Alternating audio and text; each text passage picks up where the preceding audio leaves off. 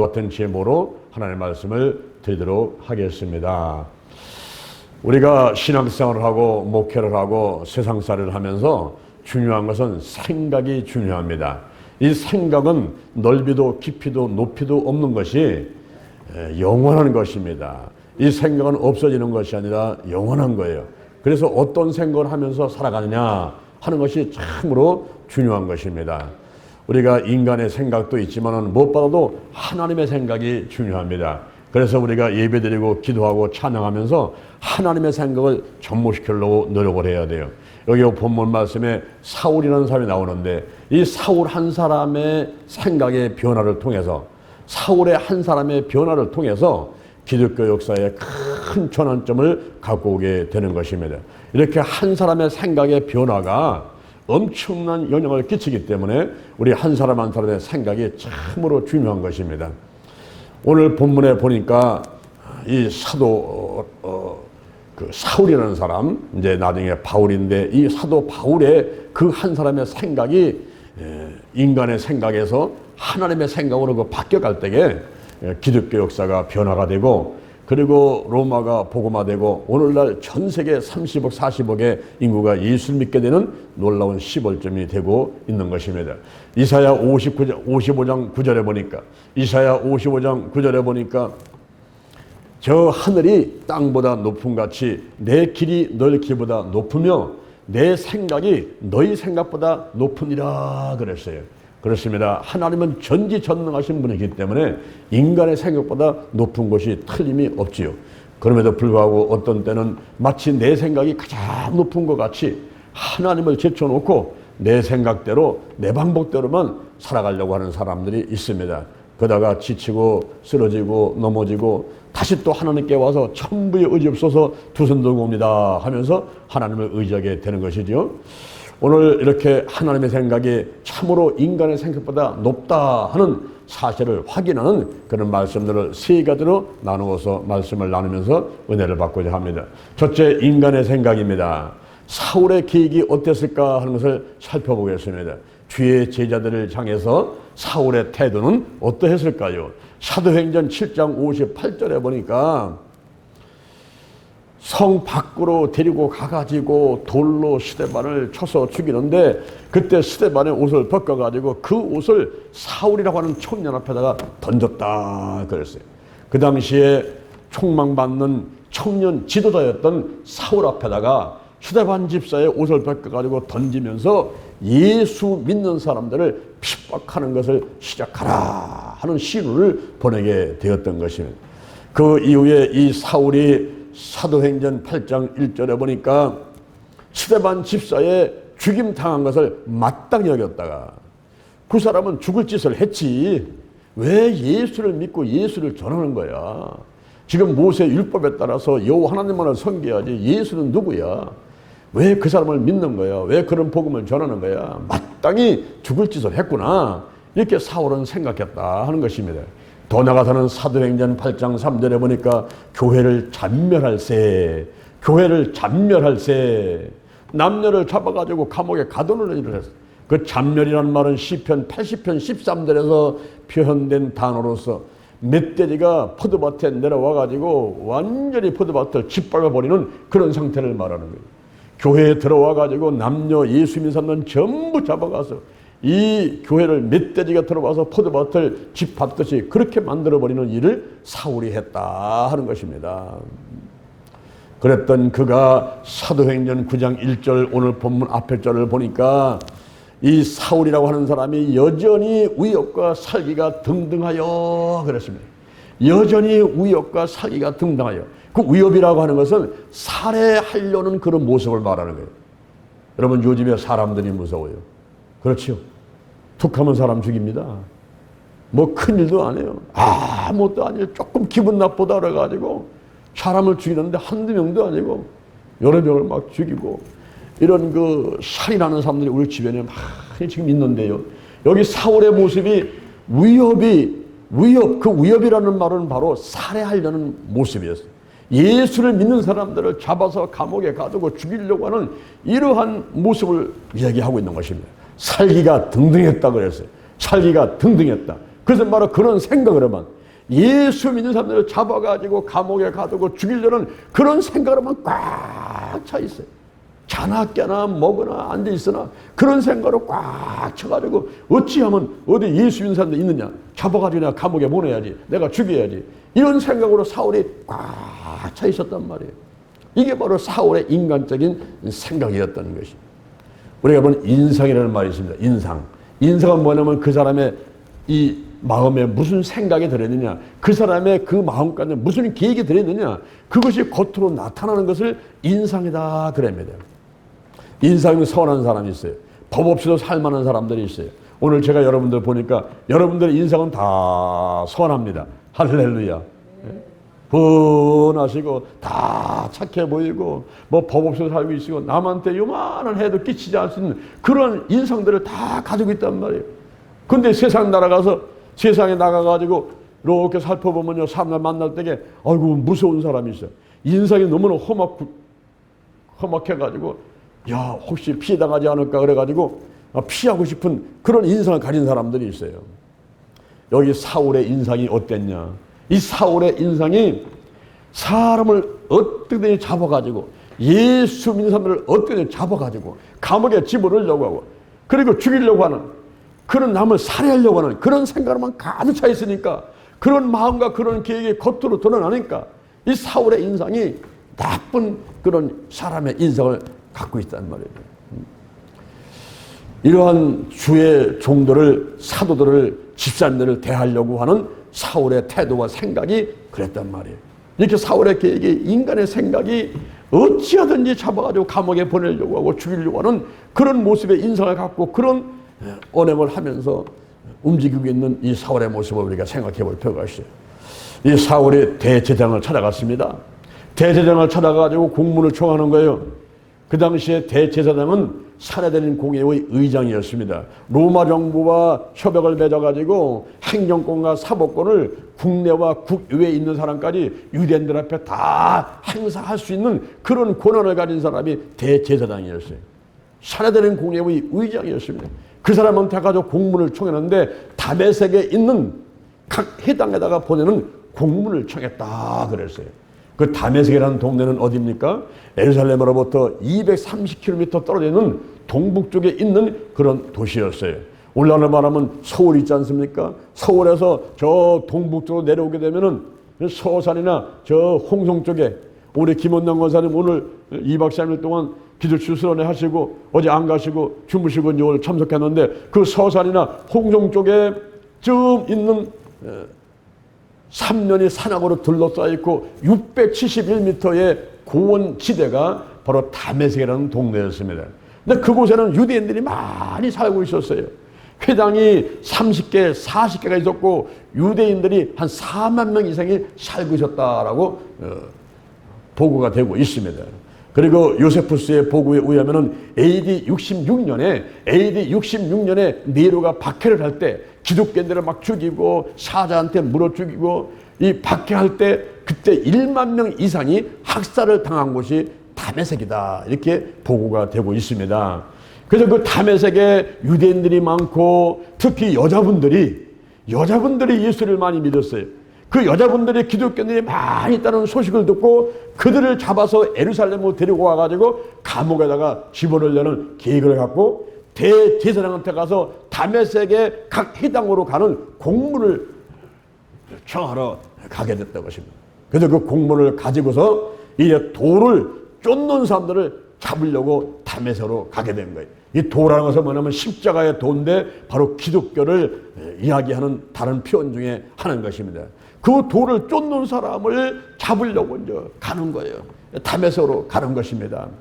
이 사울이라고 하는 사람은요, 모세 율법을 최고라고 여긴 사람이에요. 모세 율법을 통해서 하나님의 계시를 받은 것 같고 기뻐하고 만족하고 그를 전하는 열심히 특심이 있던 사람이었어요. 그런데 소문에 보니까 아니 예수를 믿는다고? 그 예수가 누구예요? 그가 십자가 형틀에 못 박혀 죽은 사형수인데 그 예수를 믿는다고? 그가 메시아라고? 아니 이런 어리석은 사람들이 있는가? 내가 전부 잡아가지고 데리고 와서 감옥에다 집어넣어야지, 그렇게 생각을 한 겁니다. 여러분 오늘날도 불교를 열심히 믿는 사람들이요, 그 사람들이 예수를 믿게 되면요 신앙생활을 열심히 합니다.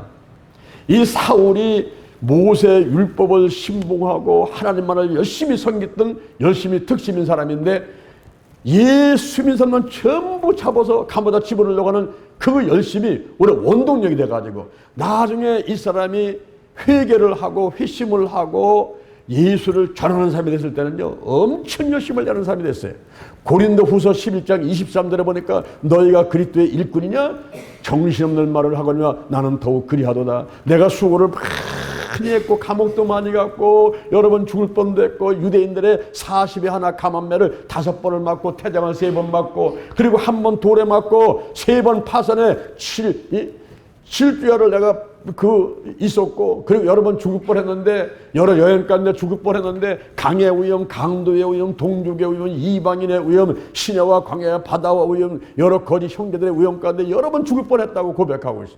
수고하고 애쓰고 굶고 춥고 그럼에도 불구하고 내 마음을 늘 누르는 게 있었는데 그건 바로 교회에 대한 염려라 그랬어요. 정말 열심히 득심했던 사람이 사울인데 예수 믿는 사람들을 잡아가려고 하는 그 열심이 예수를 믿은 다음에 회심한 다음에 우리 주님을 만난 다음에는 바뀌어가지고 예수를 전하는데 그 누구보다도 열심을 냈고 성경을 신약성경 27권 가운데 12권을 쓴 사람이 사도 바울이라는 사람입니다. 오늘날 불교를 열심히 믿다가 기독교를 믿고 교회 나오니까 힘내는 분들이 많이 계시잖아요. 오늘 이래도 보니까 그런 분들이 많이 계십니다. 제 어머니도 얼마나 절간을 열심히 다니셨는지 그랬던 분이 예수를 믿은 다음에는 참으로 열심히 신앙생활 하시더라고요. 지금 저 북한에 있죠. 북한에 지금 2천만 우리 민중이 살고 있지 않습니까? 그들은 누굴 믿습니까? 김일성 주체사상. 김일성 주체사상에 지금 묶여 있는 사람들이 우리 북한의 2천만 동족들입니다.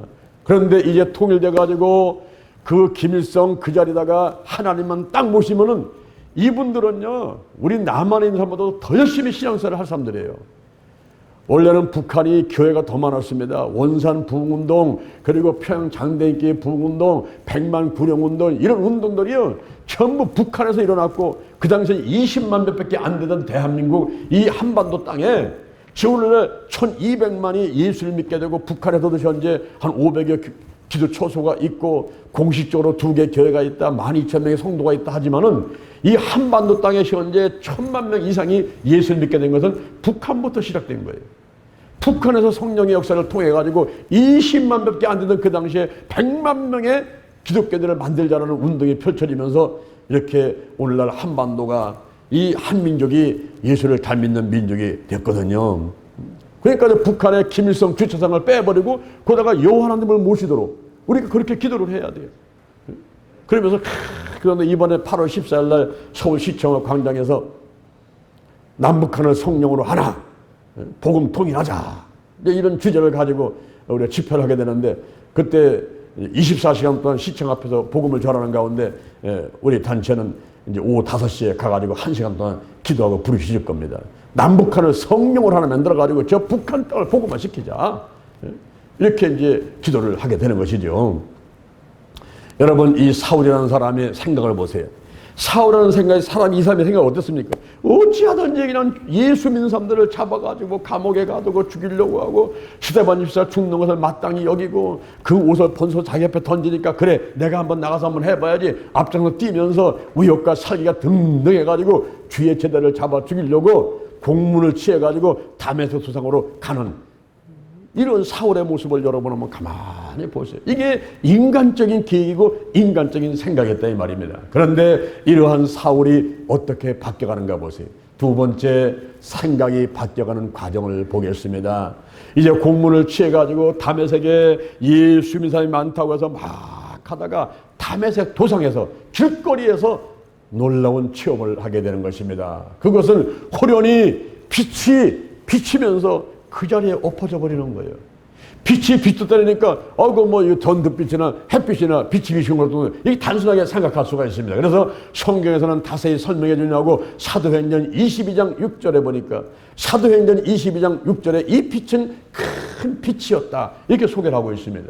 사도행전 26장 13절, 사도행전 26장 13절에서는 이 빛은 해보다도 더 밝은 빛이었다, 이 소개를 하게 됩니다. 호련의 빛이 비쳤는데 그 빛이 큰 빛이었어요. 해보다도 더 밝은 빛이었다는 것입니다. 그러면서 그 당시에 어떤 그 상황이었던가를 설명하려고 하지만은, 그러나 그것도 우리가 들을 때는 그냥 지금 이해가 잘 안 될 때가 있고 뭐 그런가 보다 하고 넘어갈 때가 있어요. 이것은 주관적인 체험이기 때문에 그 느낀 사람만이 아는데 그것을 설명할 길이 없어요. 저도 유치이터를 통해서 천국 갔다 왔는데 7군데를 보고 와서 설명하려니까 설명할 수가 없어요.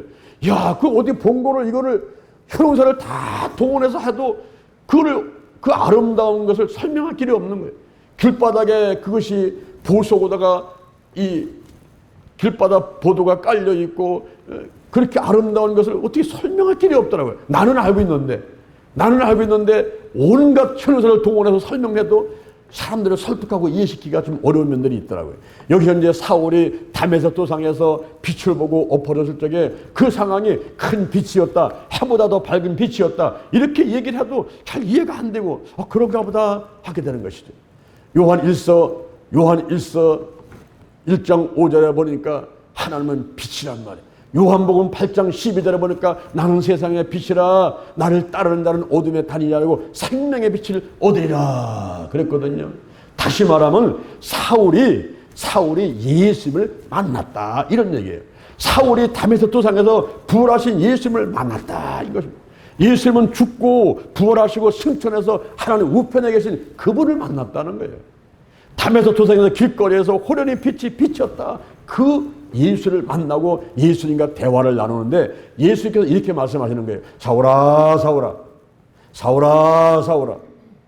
이 말은 뭐냐면은 사울을 야단치려고 하는 말이에요. 화가 나가지고 책망하려는 그런 말이 아니라 깊은 사랑을 가지고 그 영혼을 불쌍히 여겨가지고 앞으로 저 사람을 택해서 내가 주의종으로 써야 되는데 지금 보니까 반대반으로 달려가고 있거든요. 오히려 예수를 믿는 사람을 핍박하고 잡아 가두는 엉뚱한 일을 하고 있거든요. 그러니까 하나님이 안타까운 거예요. 안타까운 거예요. 깊은 사랑의 마음을 갖고 간절한 외침으로써 사울아, 사울아, 사울아, 사울아. 여러분들이 자녀들이 뭘 잘못할 때에 그 깨닫게 하려고 하는데 화가 나서 외치는 것보다도 어떤 때로 그냥 안타까워서 자녀들의 이름을 부르면서 깨닫게 만들려고 할 때가 있지 않습니까? 여기 하나님께서 사울을 부를 때에 사울아, 사울아. 이 말씀이 창세기 22장 11절, 창세기 22장 11절에 가면 하나님께서 아브라함을 부르셨는데 아브라함아, 아브라함아 이렇게 부르셔. 아브라함아, 아브라함아, 내 얘가 여기 있나이다. 아브라함아, 아브라함아. 사무엘상 3장 11절 하니까 하나님께서 사무엘을 부르시는데 사무엘아, 사무엘아, 사무엘아, 사무엘아 이렇게 부르시거든요. 깊은 사랑 갖고 이름을 부르는 거예요. 아브라함아, 아브라함아. 창세기 12장 1절에서 하나님은 아브라함을 택해서 너는 본토 친척 아비집을 떠나라. 저 이란과 이라크 지역에 우상이 만연된 그 지역을 떠나라. 떠나라. 내가 내게 지시할 땅으로 가라. 내가 너로 큰 민족을 이루고 내 이름을 창대케 만들어주고 너를 복의 근원으로 삼을 거야. 너를 축복하는 사람에게는 복을 내리고 너를 저주하는 사람에게는 저주를 내릴 거야. 그리고 오 땅에 있는 모든 족속이 너로 말미암아서 복을 얻게 될 것이다 해서 아브라함을 불러냈지 않습니까? 그런데 아브라함한테는 자식이 없어요. 1살, 2살, 60살, 70살 돼도 자식이 없는 거예요. 그래서 자기 곁에 있는 종을 삼아가지고 상속자로 삼으려고 했더니 하나님이 그게 아니라는 거예요. 내가 내게 씨를 준다. 저 하늘을 바라보라. 별을 셀 수 있나 보라. 저와 같이 뭇 자손이 그럴 것이다. 바다의 모래 같을 것이다. 이러면서 자손을 주겠다는 거예요. 그것이 75살에 그런 약속을 했습니다. 그러나 25년이 지나도 아들을, 딸을, 아무 자녀를 얻을 수가 없어요. 드디어 이삭은 이 땅에 태어나게 되는데 아브라함이 100살 때, 그리고 그 어머니가 90살 때, 이미 살아는 경수가 끓인 상태 속에서 인간의 힘으로는 할 수 없는 그제, 거기에 기적이 일어나는 거예요. 그래서 100살 때 이삭이라는 웃음이라는 뜻을 가진 아들을 낳게 되는 것이죠. 그런데 여러분 보세요. 얼마나 하나님께서 잔인한 명령을 하시는지. 내가 100살이라던 그 아들을 저 모리안에, 모리아라고 하는 그 산이 있는데 그 모리아 그 땅에 한 산에 가가지고 이 이삭을 번제를 드려봐라. 번제. 마치 양이나 염소를 각을 떠가지고 그 내장을 다 끄집어내고 불로 태워서 드리는 이런 제사를 한번 드려보라는 거예요. 여러분의 자녀를 그렇게 해보라고 하나님이 명령하신다면 예 하면하고 즉시 순종할 수 있겠습니까? 그것도 100살에 얻은 아들, 눈에 넣어도 아프지 않을 만한 그런 아들, 그 상속자 이삭을 그렇게 죽여서 불로 태워서 하나님께 드릴 수 있겠냐 이 말이에요. 그런데 아브라함은 순종하면서 네 알았습니다. 그렇게 하겠습니다. 그 어린 이삭을 데리고 모리아 땅에 산에 올라가 가지고 그걸 결박해 놓고 칼로 잡으려고 할 때 그때 하나님이 아브라함을 부르는 거예요. 아브라함아, 아브라함아, 아브라함아, 아브라함아. 이렇게 부르는 거예요. 아브라함아, 아브라함아. 그 아이에게 손대지 마라. 내가 독생자 이삭, 독생자 그 하나밖에 없는 그 독자 이삭을 아끼지 않았는데 이제야 내가 나를 경외하는 줄을 알겠다. 내로다가 큰 민족 이루고 큰 이름을 창대케 만들고 복의 권이 되게 가지고 천하만민이 내 씨로 인해서 복을 얻게 될 것이다. 이런 축복을 아브라함이 받게 되는 것입니다. 할렐루야. 그때 아브라함 부를 때 아브라함아, 아브라함아 이렇게 부르듯이 사울을 부르는 거예요. 앞으로 택해서 죄종으로 쓸 사람인데 엉뚱한 걸로 뛰어다니니까 너무 안타까워가지고 사울아, 사울아, 사울아, 사울아. 여러분 하나님께서 사람을 부를 때는 외모를 부르고 부르지는 않습니다. 사무엘상 16장 7절에 보니까 하나님은 사람의 외모를 취하는 분이 아니라 중심을 보시는 거예요. 중심. 여기 사울이라는 사람이 어떤 사람인가, 그 외모가 어떤 사람인가 하는 것이 바울과 데글레 행전이라는 그 책이 있는데 바울과 데글레 행전에서 이 사울의 모습을 표현을 해놓고 있는데 그는 대머리라는 거예요. 대머리입니다. 그리고 다리가 안짱다리입니다. 많이 업어져가지고 다리가 벌어져 있어요. 안짱다리입니다. 그리고 키가 작은데 몸이 똥똥해요. 그리고 눈썹이 붙어 있어요. 이 눈썹이 붙어 있는 모습. 거기다가 이 주먹만한 큰 코가 달려 있어요. 여러분 한번 사울 한번 생각해 보세요. 사울의 우리를 말하면 미남이요, 추남이요. 사울의 생긴 모습은 대머리에다가 거기다가 안짱다리에다가 키는 작은데 몸은 똥똥한 데다가 눈썹은 붙어 있어요. 거기다가 큰 이만한 코가 하나 달려 있어요. 거기다 또 몸이 아파가지고 지병이 있어요. 이런 모습이에요. 사람이 외모를 볼 때는요, 하나님이 그런 사람 택하겠습니까? 아, 지금 뭐가 키가 크고 좀 힘도 세고 좀 뭔가 해낼 수 있으면은 지혜도 있는 것 같기도 하고 열심도 있는 것 같고 이런 사람을 택하는데 이 사울은요, 외모가 아주 보잘것없는 사람이었어요. 저는 결혼하기 전에 내가 펜팔을 했는데 신앙계에다가 이렇게 내가 결혼하고 싶은 상대를 구한다고 이렇게 그 소식을 전했더니 어떤 여자가 편지가 왔더라고요. 그래서 얼굴도 만나지 못한 사람은 그하고 편지를 하는데 한 6개월 정도 서로 주고받고 편지하는데 얼마나 글을 잘 쓰는지 내가 그냥 막 마음이 쏙 뺏겼어요. 야, 이런 사람하고 결혼하면 참 행복하겠다. 그래서 이제 한번 만나자 그랬습니다. 다방에서 만나러 나갔는데 내가 여기 뒤를 잡보다 놀래가지고 기다릴 뻔했어요. 아, 모든 게 다 큰 거예요. 다 커요. 몸집도 크고 그냥 눈도 크고 그냥 입도 크고 그냥 코도 크고 다 큰데 커피 한 잔을 타주는데 커피를 탁 내는데 이 손이 소뚜껑만한 거예요. 근데 그걸 보는 순간에 내가 막 이 마음에 불안함이 확 오는 거예요. 내가 저 여자하고 결혼했다가 혹시 부부싸움 할 때에 저 손으로 나를 한 대 때리면 나는 개구리 뻗다 그냥 뻗겠다. 아, 이 생각이 들면서 막 불안한 생각이 드는 거예요. 커피 타주는 건 먹지도 않고 도망 나가버렸어요. 그랬더니 막 쫓아오는 거예요. 버스 그냥 쫓아와가지고 미스터참 그냥 가면 어떻게 합니까? 전화번호 주고 가야지. 다음에 만날 약속해야지. 막 쫓아오는 거예요. 그때 내가 다른 약속이 있어가지고 빨리 가야 된다고 나중에 내가 전화하겠다. 이러면서 그냥 막 도망가가지고 버스가 그냥 도망가 버렸어요. 와, 얼마나 큰지 지금 아담하게 생겨야 되는데 그냥 너무 크다 보니까 막 마음이 불안하고 고민하더라고요. 여기 여러분 사울의 모습이 사울의 모습을 한번 보세요. 누가 그런 사람을 좋아하겠어요? 대머리다가 안짱다리다가 키가 작고 똥똥한 데다가 몸은 또 아픈 데다가 막 눈썹은 붙어 있고 거기다가 코는 이만한 게 달려 있고 이런 사람이 사울이었어요. 사울의 모습. 그런데 하나님께서는 사울을 외모를 보지 않고 사울의 중심을 보신 것입니다. 할렐루야. 그래서 물어보는 거예요. 사울아, 사울아, 네가 왜 나를 핍박하느냐? 주여, 네시니까. 나는 내가 핍박하는 예수야. 일어나. 지금 다메섹으로 들어가라. 너에게 앞으로 할 일을 지시할 사람이 있을 것이니라. 그래서 이 사울이 사람들의 부축을 받고 일어나가지고 다메섹으로 들어가는 거예요. 다메섹 들어가가지고 거기서 식음을 전폐했다 그랬습니다. 식음을 전폐해서 음식과 그 음료수 물 한 모금 먹지 못하는 식음을 전폐하면서 3일 동안을 다메섹에 들어가서 기도를 하고 있는 거예요. 이 사울의 이 변화가요, 사울의 이 다메섹에서 만나는 그 변화가 엄청난 새로운 사람이 되는 아주 인생의 터닝포인트고 우리 기독교 역사에 있어가지고 큰 전환점을 갖고 오는 놀라운 사건이었어요. 엄청난 역사였습니다. 이가 식음이 전폐돼가지고 3일 동안 들어가 있는데요. 우리 성경에 보면 요나라는 사람이 나와요. 요나서 1장 1절에 요나라는 사람이 나오는데 아미떼 아들 요나가 이제 하나님 앞에 서게 됐어요.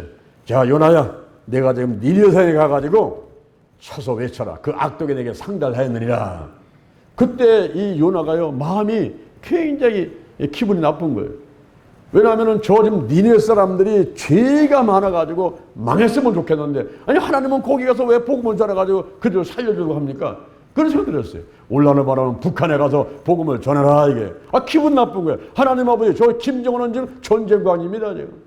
핵무기를 갖고서는 우리를 위협하고 있고 빨리 망했으면 좋겠습니다. 저 북한의 백두산이 화살이 터져가지고 그냥 그 용암이 흘러내려와가지고 마치 폼페이의 치워같이 집이나 사람이나 가축이나 몽땅 다 그냥 싹 죽었으면 좋겠는데, 아니 거기 가서 왜 복음을 전해가지고 그들을 살려주려고 합니까? 이런 기분 나쁜 생각이 들었던 거예요. 그래서 요나가 하나님의 명령을 순종하지 않고 반대 방향에 다시스로 도망가려고 가서 배를 타버리고 말았어. 그런데 하나님의 손바닥 위에 어디로 도망갑니까? 하나님께서 태풍을 불게 만들어가지고 이 배가 그냥 막 요동치면서 엎어지려고 하니까 선장과 선원이 나서가지고 이 재앙이 누구 때문에 왔느냐? 우리가 제비를 한번 뽑아보자. 제비를 뽑았더니 요나가 딱 걸려버렸어요. 요나한테 물어봤어요. 왜 네가 여기 와 있느냐? 그랬더니 지금 내가 니느웨 성에 가서 복음을 전해야 되는데 내가 기분 나빠가지고 다시 도망가려고 배를 탔다고. 그럼 어떻게 하면은 이 풍랑이 태풍이 없어질 수 있냐? 우리 할 수 있냐? 했더니 나를 집어서 바다에 던져버려요. 그래서 사람들이 그 요나를 잡아가지고 던져버린 거예요. 던져버렸더니 바다가 잔잔해졌는데 그때 하나님께서 큰 물고기를 예비하셔가지고 이 요나를 탁 삼켰단 말이에요. 삼켰는데 그 뱃속에서 3일 3양 지금 사울이 식음을 전폐하고 3일 동안 기도하는 것 같이 요나가 물고기 뱃속에서 3일 동안을 자신을 돌이켜보면서 회개하면서 그리고 믿음의 기도, 감사 기도를 하면서 하나님께 매달리는 거예요. 그때 충분한 회개를 보고 하나님께서 물고기가 토해놓고 만들고 그래서 다시 살아났고 그래서 니느웨 가서 복음을 전했던 그 내용이 있습니다. 여러분 오늘날 사울과 같이 요나와 같이 우리 앞에도 하나님의 어떤 지시하심이 있어요. 제가 지금 몸부림치고 어떤 때는 염려하고 어떤 때는 지치고 자빠지면서도 갈 수밖에 없는 이것이 기도하다 보면요 하나님께서 하라는 일이 있단 말이에요. 그것 때문에 그러는 거예요 지금. 여기 사울이 그리고 요나가 식음을 전폐하고 물고기 뱃속에서 3일 동안에 막 고민하고 회개하고 막 기도하고 하면서 하나님의 뜻을 확인해가는 그런 과정들이 저와 여러분의 생활 가운데 신앙생활 가운데도 있을 수가 있다 하는 것입니다. 저는 3일간 금식기도를 1년에 한 번씩 꼭 하는데 그 3일간 금식기도를 하면서 회개를 많이 해요. 그리고 성령을 받고 주여 이 해는 제가 어떻게 또 하나님 일을 해 나가야 되겠습니까? 라고 금식하면서 기도하는 거예요. 때로는 아침 금식하면서 이번에도 우리가 제15회 기독교 수련을 하면서 많은 분들이 아침 금식을 했어요. 20일 동안 아침 금식을 하면서 하나님의 뜻을 묻는 거예요. 우리 힘으로는 사람 모를 수가 없어요. 이 코로나 때 믿음이 뚝뚝 돌아가고 다 바쁘고 전부 돈 벌어 나가고 하는데 어떻게 사람 모을 수 있습니까? 그래서 하나님의 뜻을 구하면서 했더니 이번에 사람들이 원근각에서 팍 달려오셔가지고 지난 15년 동안 한 것보다도 가장 좋은 수련회가 됐다. 이렇게 평가를 받고 있습니다. 할렐루야. 우리가 어떤 문제가 있습니까? 질병이 있습니까? 마음의 소원이 있습니까? 갈 바를 하지 못합니까? 그러면요 금식하면서 기도해야 돼요. 이사야 58장에 보니까 금식기도 하는 사람에게는 24가지의 축복을 준다 이렇게 말씀하고 있어요. 골방을 만들고 가서 모든 걸 내려놓고 하나님과 엎드려 기도하되 식음을 접했는데 이건 금식이 아니라 단식이었어요. 이 사울이 현재 단식을 하고 있는 거예요. 단식기도. 식음을 전폐하고 다메섹에 들어가서 기도를 하고 있었습니다. 이렇게 이제 생각이 바뀌어가는 과정이 있었는데, 그러면 세 번째 하나님의 생각, 세 번째 하나님의 생각을 보도록 하겠습니다. 하나님께서 아나니아의 환상 가운데 나타나셨어요. 아나니아야, 저 집가라는 거리로 가면은 유다 집에서 5사람 사울이라는 사람이 기도하고 있다. 그곳에 가서 안수기도 해줘라 그랬어요. 하나님께서는 두 사람한테 똑같이 환상을 보입니다. 아나니아한테 환상을 보이고 사울한테 환상을 보입니다. 환상을 보이면서 아나니아가 가서 안수기를 보여주고, 이 사울도 아나니아라는 선지자가 와가지고 자기를 기도드리는 모습을 보게 되는 거예요. 그러면서 두 사람을 연결시켜가지고 이제 하나님의 일을 할 수 있도록 길을 터주는 것이지요. 제가 한 번은 전라도 광주에 가서 붕해를 하고 있는데 점심이 됐어요. 점심 먹고 났더니 그 한 분이 저한테 그런 얘기를 해요. 목사님 여기 오셨는데 제 교회가 여기서 5분밖에 안 갑니다. 그거 잠깐만 기도 좀 해주고 가실 수 있겠습니까? 그러더라고요. 가지요. 점심 먹고도 그 교회 가가지고 기도를 하는데 빈들어 손잡고서 우리가 합심해 기도해서 하나님 아버지 이 교회를 축복하여 주옵소서 이렇게 기도를 하고 있는데, 갑자기 제가 기도 가운데 환상에 메뚜기가 팔딱팔딱 뛰어다니는 거예요. 메뚜기가 팔딱팔딱 뛰어다녀서 이게 뭐지? 메뚜기가 뭐지? 그런 생각 갖고 있다가 기도를 마쳤어요. 그 다음에 내가 말을 했어요. 여러분, 제가 기도하는 가운데 메뚜기가 팔딱팔딱 뛰어다니는데 이 메뚜기가 뭡니까? 그랬더니 한 목사님 있다가, 목사님 그건요, 메뚜기는 갉아먹는 영인데 지금 이 악한 영이 이 교회를 회방해가지고 사람이 들어오면 나가고 그런다는 거예요. 그래서 이 교회가 부흥하기 위해서는 메뚜기 영을 몰아내는데, 목사님 저에게 와서 부흥회 좀 한번 해주세요 그러더라고요. 그래서 또 약속을 하고 또 그 교회를 갔어요. 가가지고 3박 4일 부흥하는 가운데 엄청난 역사를 났어요. 귀신이 떠나가고 병자가 고침받고, 할렐루야. 우리가 기도하는 가운데 환상 가운데 말씀을 하거든요. 여기서 이제 아나니아한테 말씀을 하고 사울한테 말씀을 하는 거예요. 환상 가운데 말씀을 하시는 거예요. 그러니까 아나니아가 있다가, 아니 예수님 지금 사울이 누군지 아십니까? 그 사람요 스데반 죽을 때 옷 벗겨가지고 그 발 앞에 던지고요, 그리고 사울의 그 생각이 스데반 죽음을 마땅히 여기고요, 그리고 교회를 잔멸한다고 멧돼지가 들어와가지고 포도밭 짓밟듯이 교회 들어와가지고 전부 다 남녀 잡아다가 감옥 갔던 사람이고요. 지금 그 사람이 여기 왜 왔는지 아세요? 여기 다메섹에 왜 왔느냐 하면은, 여기 다메섹에 예수 믿는 사람들 잡아가지고 예루살렘 데려가려고 온 사람이에요. 오다가 지금 다메섹 도상에서 쓰러져가지고 눈이 멀고 지금 3일 동안 밥도 못 먹고 있는 사람인데, 내가 왜 그 사람한테 기도해 줍니까? 그때 예수님께서 하시는 말씀이, 그 사람은 사울이라고 하는 사람은 내 이름을 이방인과 임금들과 이스라엘 자손들 앞에 전하기 위해서 택한 나의 그릇이다. 할렐루야.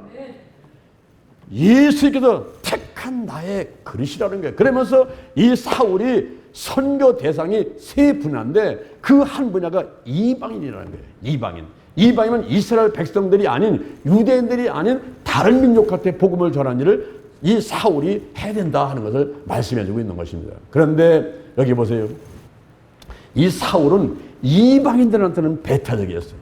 이 사람은 유대인으로서 유대교의 전통을 믿고 모세 율법을 전하면서 그걸로 기뻐하고 만족하는 철저한 이 유대인 열심 당원, 아주 유대교의 열심인 사람이 이 사울이거든요. 그런데 하나님의 뜻은 이 사람이 이방인한테 복음을 전해야 된다는 거예요. 이렇게 인간의 생각과 하나님의 생각이 틀린 것을 우리가 발견할 수가 있어요. 사울은 유대인들, 그 유대 전통 유대인들 이런 생각인데, 하나님은 이방인한테 복음을 전하는 거죠. 오늘날을 말하면 나는 여기 대전에 있으면서 우리 한국 사람들은 복음을 전하려고 하는 이런 생각 갖고 있는데, 하나님은 그게 아니다. 일본으로 가라, 인도로 가라, 중국으로 가라, 저 아프리카로 가라, 이렇게 한다 이 말이에요. 이 사람의 생각과 인간의 생각이, 인간의 생각과 사람의 생각, 이것과 하나님의 생각이 다를 수가 있다는 거죠. 그리고 또 여기 예수님의 생각은 뭡니까? 임금들한테 복음을 전하는 거예요. 임금들한테. 오늘날 우리 생각은 저 대전역 앞에, 서울역 앞에 가게 되면 노숙자들 갔다가 라면 주고 뭐 빵 주면 우르르 몰려와서 전도하기 쉽지 않습니까? 우리 여기 비동도 가난한 사람들, 약한 분들 많으시니까 복음 전하기 쉽지 않습니까? 그런데 저 청와대 가가지고 어디 국회에 가가지고 국회의원들한테 높은 사람들한테 복음 전하는 것은 너무너무 힘든 거예요. 그렇죠? 등 따스고 배부른 사람들한테 복음 전하는 것은 참 힘들어요. 그런데 지금 예수님의 뜻이 뭐냐면은 임금들 앞에 가서 복음을 전하는 거예요. 그 지도자들, 권력들 앞에서 복음을 전하는 거예요. 근데 나중에 놀라운 일이 벌어집니다. 아그리파 왕 앞에 가가지고 가이사 앞에 가가지고 이 사울이 복음 전하는 놀라운 일이 이 성경에 기록이 되어 있는 거예요. 그래서 인간의 생각과 하나님의 생각이 다르구나 하는 것을 우리가 알 수가 있는 것이고, 또 하나님께서는 이스라엘 자손들 앞에 복음을 전하는 겁니다. 이스라엘 자손 앞에 너희 가정부터, 네 가족부터, 그리고 동족부터, 이웃부터 복음을 전하면서 예루살렘과 올리다와 사마리아와 땅끝으로 번져나가는 그런 선교사역을 하라고 말씀하고 있는 것이었습니다. 이것이 바로 인간의 생각과 하나님의 생각이 틀렸던 거예요. 여기 현재 아나니아가 볼 때는 사울의 나쁜 모습만 보는 것입니다. 그의 과거를 보는 거예요. 현재를 보는 거예요. 스데반 집사의 옷을 발 앞에 던졌을 적에, 그 죽음을 마땅히 여겼을 적에, 교회를 잔멸할 때, 그리고 우욕과 사기가 등등 해가지고 다메섹에 예수의 사람을 잡으러 오는 그런 사울의 나쁜 모습, 현재와 과거의 그 나쁜 모습만 보고 있는 것은 사람의 생각일 수가 있어요. 그런데 예수님의 생각, 하나님의 생각은 달라요. 그 사람이 비록 지금은 나쁜 모습이지만 그러나 자신이 변화된다면 미래에 이제 저 사람은 하나님을, 그리고 예수를 전하는, 복음을 전하는 바뀐다는 그 모습을 보고 있어요. 미래를 보는 것입니다. 오늘날 우리가 옆에 사람들을 볼 때에 선입견 갖고 보면 안 돼요. 왜곡해서 보면 안 돼요. 현재를 보고 과거만 보지 말고 그 사람을 하나님께서 개심시켜가지고 희심시켜가지고 미래에 크게 쓸 것을 바라보는 여러분 되기를 주님의 이름으로 축원을 드립니다. 그래서 내가 볼 때는 시원치 않고 내가 볼 때는 좀 부족해 보이고 약해 보이고 하지만은 우리 하나님 볼 때는 그렇지 않을 수가 있어요. 그러므로 한 사람 한 사람을 존중해주고 힘을 주고 긍정적으로 대해주고 자꾸 열심을 낼 수 있도록 도와주는 일들이 필요하게 되는 것입니다. 여기 아나니아가 예수님의 음성을 듣고 환상 가운데, 기도 가운데 그 지혜심을 듣고 사울을 찾아가는 거죠. 사울을 찾아갔더니 눈을 보지 못하고 엉금엉금 교다니고 있어요. 식음을 전폐하고 아무것도 못 먹고 있어요. 그 사람을 찾아가지고 머리에 딱 손얹고 안수기도를 했더니 눈에 비늘 같은 것이 벗겨지면서 건강하게 되고 성령 충만하게 되고 음식을 먹고 할렐루야 일어서게 되었습니다. 그 이후 이 사울은 저 아라비아 광야에 가서 3년 동안 공부를 하는데, 오늘날 말하면 신학교 들어가지고 공부를 하는 거예요. 깊이 있게 회개하고 말씀 준비하고 기도하고 갖춘 다음에 와가지고 복음 전하는 사역을 하는데, 하나님께 크게 쓰임받는 사도로서, 복음 전도로서 하나님께 영광 돌리며 쓰임받게 되고, 오늘날 이 사도 바울이 쓴 책들을 우리가 12권을 보면서 이야 대단하다. 우리가 이번에 성기술들 하면서 사도 바울의 발자취를 봐보면서 정말 혀가 내둘러지고 이야 놀랄 수밖에 없었어. 놀랄 수밖에. 그 당시에 무슨 기차가 있어, 자동차가 있어, 무슨 버스가 있어, 아무것도 없는데 그분이 걸어가지고 6,000km 이상을 걸었다는 거예요. 6,000km 이상. 여러분 서울과 부산이 400km 따진다면 6,000km 보세요. 얼마인가. 그런 먼 거리를 15번 왔다 갔다 하면서 고다니면서 막 그리스로 터키로 다니면서 복음을 전해가지고 유럽을 복음화시키고, 그 복음이 미국에서 아시아로 들어와가지고 오늘날 큰 새 복음이 전파되고 있고, 저 여름에 예수 믿고 있는 이 놀라운 것이 사울이라고 하는 한 사람의 생각이, 그 사람의 생각이 바뀌어가지고 하나님의 뜻대로 부르심받은 사명자, 그 사명자가 되면서 이 사람을 통해서 지금 현재 복음이 이렇게 전파되고 있는 것입니다. 그러므로 한 사람의 생각이 어떻게 변화가는가 하는 것이 너무너무 중요한데, 오늘 이 자리에 여러분 한 사람 한 사람이 생각이 바뀌기만 한다면 우리 대전 힐링교회는 더욱더 변화가 되고 발전하게 될 것이며, 할렐루야, 이 비동과 대전과 한국과 그리고 세계의 모든 우리 하나님이 원하시는 뜻들이 펼쳐나가게 될 줄로 믿습니다. 할렐루야. 8월 한 달 여러분의 생각이 좀 더 하나님께로 가까이 가고 우리 하나님의 뜻을 알고 실천하는 여러분 되기를 주님의 이름으로 축원을 드립니다. 손 올리시고 제가 기도하도록 하겠습니다. 여호와 하나님을 찬양합니다. 예수님 성령님을 찬양합니다. 지금 제 몸에 손을 얹었습니다. 성령의 기름을 부으소서 저를 확실하게 선택해 주시고 하나님의 자녀를 삼아 주옵소서. 성령의 권능을 내려 주옵소서. 권능을 입혀 주옵소서. 사울을 향해서 택한 나의 그릇이다라고 하셨듯이 오늘 죄를 향해서 택하여 주옵소서. 선포하여 주옵소서. 택한 나의 그릇이다. 크고 작은 사명을 감당할 수 있도록 하나님이 함께 주옵소서. 성령이여 인정합니다. 환영합니다. 모셔드립니다. 오시옵소서. 임하소서. 더 뜨겁게 더 강하게 더 충만하게 임하시옵소서. 내 안에 계신 성령이여 넘쳐 흐르소서. 내 가족에게 이웃으로 한국으로 세계로 넘쳐 흐르소서. 생각나게 하시고 가르쳐 주시고 인도하시고 운행하여 주옵소서. 제게 복의 복을 더하여 주옵소서. 영적인 복, 건강의 복, 가정의 복, 일꾼의 복, 물질의 축복을 내려 주옵시고 나의 지경을 넓혀 주옵시고 주의 손으로 나를 도와주셔서 환난을 벗어나 근심이 없게 하여 주옵소서.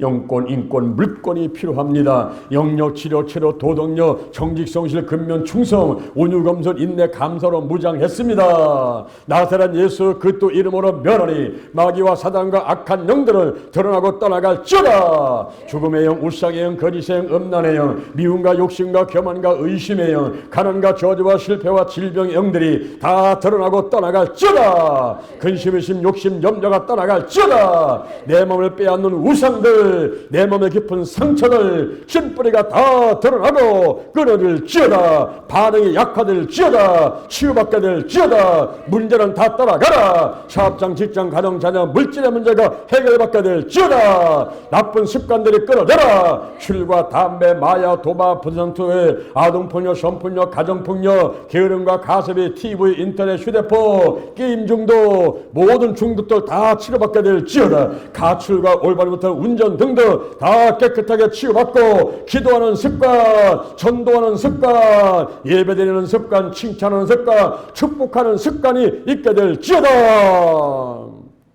우리의 영과 혼과 육과 환경의 모든 질병들을 치유받게 하시고 성령이 강력하게 임재하시고 각종 은사가 나타나게 하시고 성령의 열매가 많이 열도록 축복해 주옵소서. 오늘이 내 인생의 절반입니다. 오늘이 내 인생의 가장 젊은 날입니다. 오늘부터 시작하여 여호와 하나님께서 나를 한국과 세계에서 크게 쓸 것이며 나와 함께 하신다. 만군의 여호와 하나님이 함께 하시니 내가 점점 강성하여 가니라. 오늘이 현재 오늘의 선물이다. 오늘 예배드리고 오늘 은혜 받고 오늘 기도하고 오늘 치유받고 오늘 전도하고 오늘 생명 살리고 오늘 교회 부흥시키고 오늘 하나님의 뜻에 절대 순종하자. 나부터 거룩하겠습니다. 거룩한 성도가 되자. 거룩한 교회가 되자. 거룩한 가정이 되자. 거룩한 나라가 되자. 달잘 신앙, 달잘 목회, 오직 기도, 오직 말씀, 오직 사랑, 오직 성령 운행, 오직 치유로 무장했습니다.